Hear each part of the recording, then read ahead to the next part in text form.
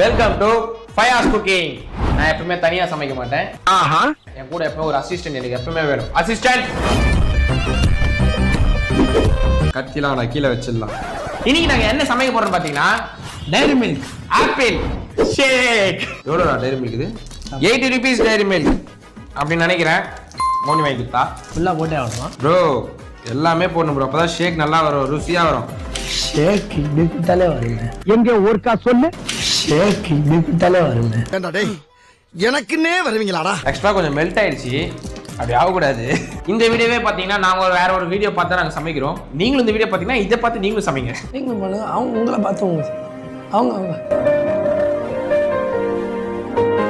இதுல சின்ன video, first video எப்பவுமே வந்து சின்னதாக ஆரம்பிக்கிறோம். பெருசா பண்ணி அவமானம் ஆயிடுச்சுன்னா ஃபர்ஸ்ட் வாட்டி காய்கறி வெட்டுறதுல நாங்கள் டைரி மில்க் வெட்டுறோம். காசா பணமா எங்க தோணுதோ வெட்டு.